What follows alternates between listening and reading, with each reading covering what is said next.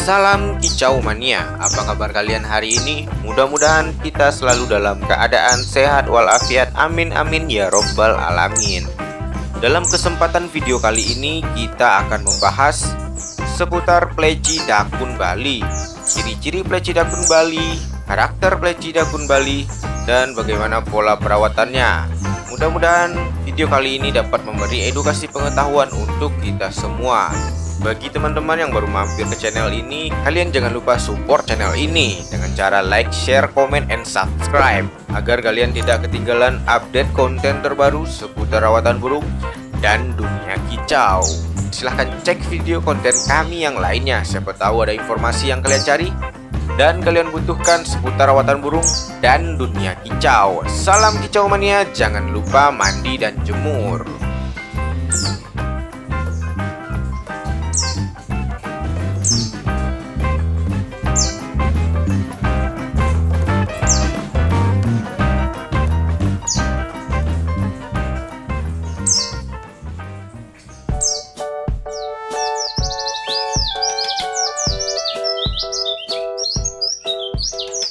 Mungkin sudah banyak teman-teman kicau mania yang mengetahui ciri-ciri dari dakun Bali ini.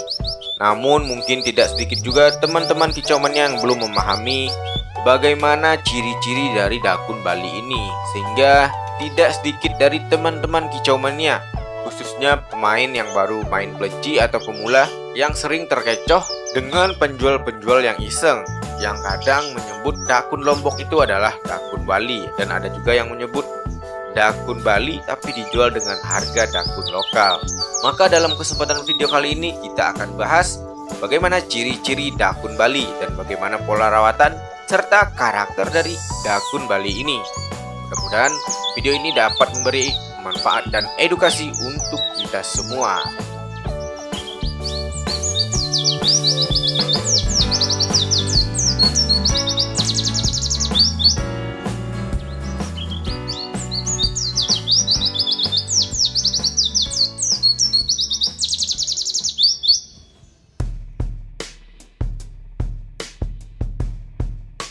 Dakun Bali. Dakun Bali merupakan sebuah pleci yang berasal dari daerah Bali dan Jawa Timur. Pleci dakun Bali merupakan salah satu pleci yang lagi populer pada saat ini. Sebelumnya saya ingin membahas, banyak yang mengatakan bahwa dakun Bali ini kurang bagus dari dakun lokal. Argumen itu sebenarnya saya tidak setuju. Sebenarnya tergantung dari karakter burung itu sendiri. Tidak sedikit dari dakun Bali yang pada saat ini sering menjuarai kontes-kontes burung, apalagi di kelas roll tembak dan G16, yang dimana dakun Bali ini kelebihannya yaitu suaranya nembak kasar dan panjang. Mari kita lanjut dengan membahas ciri-ciri dakun Bali ini. Untuk yang pertama yang akan kita bahas, ciri-ciri dakun Bali dan bagaimana kita membedakan dengan jenis dakun lainnya. Yang pertama, ciri-ciri khas dari dakun Bali ini yaitu dari suara call-nya ya teman-teman. Jadi suara call dari dakun Bali ini agak sedikit berbeda dengan dakun lokal, dimana dakun Bali ini memiliki suara call yang agak ngebas, atau sering juga teman-teman pleci mania atau kicau mania menyebut bahwa dakun Bali ini memiliki suara call seperti anak ayam. Tapi ada juga jenis dakun Bali yang memiliki suara call seperti dakun lokal, khususnya dakun Bali yang berasal dari daerah Banyuwangi dan sekitarnya. Selain suara call, ciri-ciri yang membedakan dakun Bali ini dari dakun lokal lainnya yaitu suara ngalasnya. Nah, ini tidak bakal terkecoh ya teman-teman. Dakun Bali memiliki suara ngalas yang sangat berbeda dengan dakun lokal. Kalau suara ngalas dakun Bali ini teman-teman biasanya menyebut dengan gelondangan. Bagaimana suara ngalasnya? Kalian dapat melihat pada cuplikan video ini, dimana suara asli ngalas dakun Bali ini kurang lebih seperti yang ada pada video.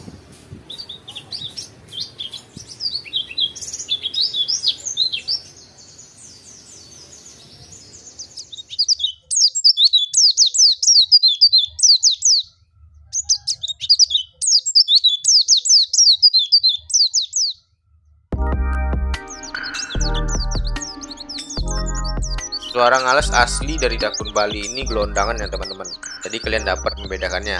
Tapi kalian jangan heran, ada dakun Bali ini yang sudah masuk masteran, di mana suara gelondangan atau suara aslinya itu hilang. Dan tidak sedikit juga saya melihat di gantangan. Dakun Bali ini tidak ada lagi suara gelondangannya, melainkan ketika dia ngalas malah keluar suara nembak wit-wit panjang ya teman-teman. Jadi dakun Bali juga bisa hilang dari gelondangannya. Tapi kalau suara ngalas aslinya ya gelondangan ya teman-teman. Gelondangan ya seperti kayak ada jeda. Tapi kalau seandainya bisa masuk masteran dan suara gelondangannya dilupakan sama dakun Bali, itu hal yang sangat dahsyat ya teman-teman. Tidak sedikit dakun Bali ini yang menjuarai di gantangan. Atau jika kalian ingin bermain dakun Bali ini, kalian juga bisa memeliharanya dari berengan atau dari lolohan kalau bisa. Terus kalian mastery dengan suara tembakan wit-wit panjang, maka nantinya peci ini akan menjadi peci yang sangat bagus. Dan harganya tentunya sudah sangat tinggi dan jauh dibandingkan peci dakun Bali bahan yang asal hutan ya teman-teman. Nah tadi kan ciri-cirinya tadi kan ada dari suara call dan suara gelondangan. Ciri-ciri berikutnya yang dapat kalian bedakan yaitu dari postur tubuh. Biasanya postur tubuh dari dakun Bali ini agak sedikit besar ya teman-teman, kalau dibandingkan dengan pleci dakun. Tapi ada juga sih pleci Bali ini yang postur tubuhnya sama atau malah lebih kecil dari dakun lokal. Kalau postur tubuh ini lebih relatif ya teman-teman, tidak bisa dipukul rata. Tapi kalau sebagian besarnya itu pleci dakun Bali ini bertubuh lebih besar dari dakun lokal. Selain ukuran tubuh, ciri-ciri dari dakun Bali ini yang dapat kalian pertimbangkan lingkaran matanya ya teman-teman. Jadi pada bagian matanya itu kalau dakun Bali ini agak sedikit besar ya teman-teman, kalau kalian bandingkan dengan dakun lokal ya. Tapi ini juga tidak bisa menjadi acuan yang nilainya mutlak ya teman-teman. Kalau dakun Bali ini kadang ada juga list matanya itu yang udah tipis atau putus-putus karena efek perawatan atau doping yang telah diberikan, atau efek mabung dan lain-lain ya teman-teman. Dari ciri-ciri mungkin itu saja yang dapat saya simpulkan. Yang mana tadinya yang pertama dari suara call, yang kedua dari suara ngalas, yang ketiga dari ukuran tubuh, yang keempat dari list mata. Tapi ada juga teman-teman yang mengatakan bahwa dakun Bali ini condong lebih agak kehijauan, tidak kuning gitu ya teman-teman. Kalau menurut saya mah kalau dari bahan hutan mungkin ini masih bisa dipertimbangkan. Tapi kalau burung sudah rawatan, sudah makan fur, sudah kenal makanan-makanan doping dan lain sebagainya, kalau warna sih tergantung dari pakan ya teman-teman. Jadi tidak bisa kita menjadi acuannya kalau dari warna. Kalau saya pribadi kalau membedakan dakun Bali yaitu suara ngalasnya ya teman-teman. Karena suara ngalas dari dakun Bali ini sangat berbeda dengan dakun lainnya ya teman-teman. Nah berikut ciri-ciri dakun Bali dan dakun lokal lainnya. Mudah-mudahan kalian dapat membedakannya dakun Bali dengan dakun lokal lainnya ya teman-teman. Hal yang selanjutnya yang akan kita bahas yaitu kelebihan serta kekurangan dakun Bali. Yang pertama kita bahas kelebihannya dulu. Kalau menurut saya kelebihan dakun Bali yaitu dari segi vokal suara. Dari segi vokal suara, dakun Bali ini rata-rata lebih unggul dibandingkan dakun lainnya. Dimana suara dakun Bali ini memiliki suara yang sangat lantang dan keras ya teman-teman. Selain dari segi suara, dakun Bali juga memiliki postur tubuh yang menurut saya sangat ideal. Tidak terlalu besar dan tidak terlalu kecil. Mungkin kalau menurut saya kelebihan dakun Bali itu sih dari segi suaranya, vokalnya bagus, dan dari postur tubuh ideal, sangat gagah kalau dilihat di gantangan ya teman-teman. Kalau kekurangan dakun Bali ini menurut saya yaitu pada karakter dakun Bali ini, yaitu kalau kalian rawat dakun Bali ini dari bahan hutan agak susah untuk dijinakkan pengalaman saya. Ada juga sih yang bisa jinak tapi agak jarang yang saya temui. Kebanyakan lebih cenderung bersifat giras gitu ya teman-teman kalau dakun Bali ini. Beda lagi ceritanya kalau kalian merawat dakun Bali ini dari lolohan ya teman-teman, atau berengan muda. Maka saya sarankan bagi kalian yang ingin memelihara dakun Bali ini, cobalah rawat dari berengan atau lolohan.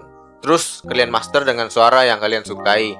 Tentunya nanti akan bagus ke depannya.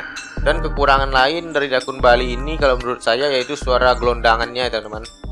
Suara gelondangan dakun Bali ini cenderung membuat dakun Bali ini berjeda ketika dibunyikan ya teman-teman, dan ngetem jadinya burung kalau dilombakan. Tapi suara ngalas ini bisa hilang loh teman-teman kalau kalian bisa memaster dakun Bali ini. bagaimana cara memaster pleci atau burung lainnya, kalian juga bisa cek pada video sebelumnya. Pada channel ini saya juga udah pernah sharing bagaimana cara memaster burung. Untuk suara masteran kalian juga bisa cari pada video lain di channel ini. Banyak juga saya share di channel ini suara masteran pleci. Mungkin kekurangan menurut saya itu saja ya teman-teman, susah untuk dijinakkan dan suara ngalasnya cenderung membuat burung ini berjeda kalau burung mengeluarkan suara ngalas aslinya, yaitu gelondangan. Jadi PR bermain dakun Bali ini bagaimana kita membuat burung dakun Bali ini agak jinak dan menghilangkan suara gelondangan, yang dimana kita buat dakun Bali ini cenderung nembak panjang wit-wit gitu ya teman-teman. Selanjutnya kita bahas dari segi pola perawatan. Kalau untuk pola perawatan harian mungkin sama saja dengan dakun lokal lainnya, tidak jauh berbeda. Bagaimana pola perawatannya kalian bisa cek pada video yang lain. Pada konten ini saya juga pernah sharing bagaimana pola perawatan untuk burung pleci. Mungkin yang membedakan dari pola perawatan yaitu pleci dakun Bali ini cenderung sukanya kita setting lebih tinggi ya teman-teman, dimana pemberian EF atau dopingnya lebih tinggi dari dakun lokal. Karena untuk mengejar birahi dari dakun Bali ini agak susah ya teman-teman.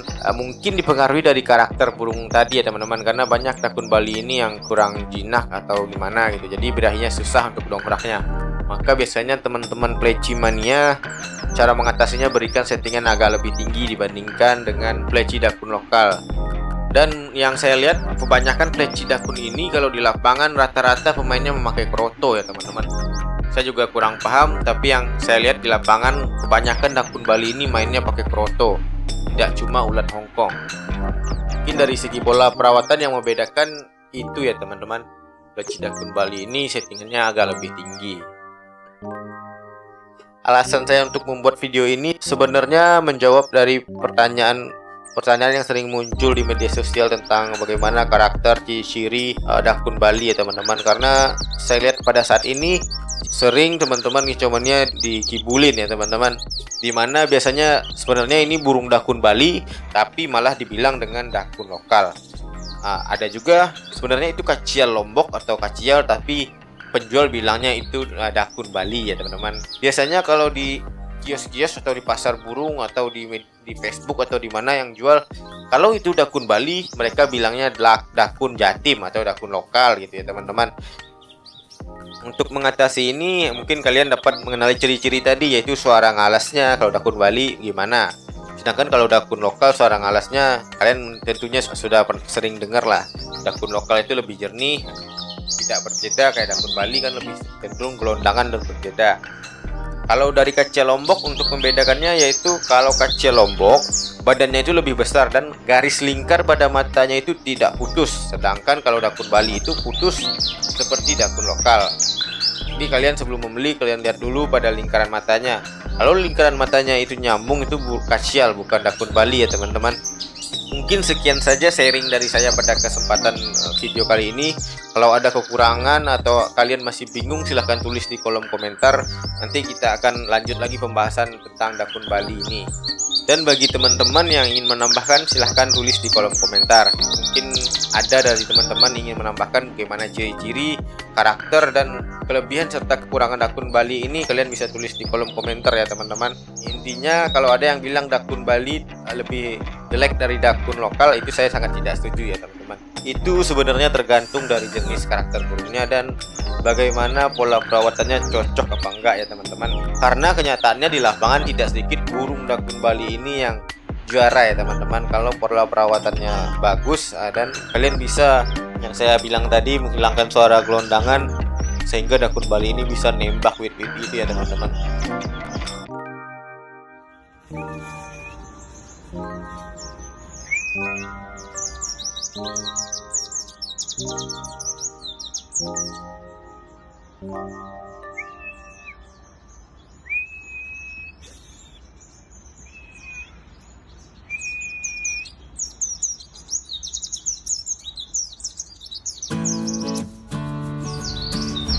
Oke, mungkin sekian dulu videonya. Bagi teman-teman yang baru mampir ke channel ini, jangan lupa ya support channel ini dengan cara like, share, dan subscribe. Dan kalian bisa juga bagikan video ini ke teman-teman kalian lainnya, siapa tahu memberi edukasi, pengetahuan, dan manfaat. Sekian dari saya, salam kicau mania. Jangan lupa mandi dan jemur.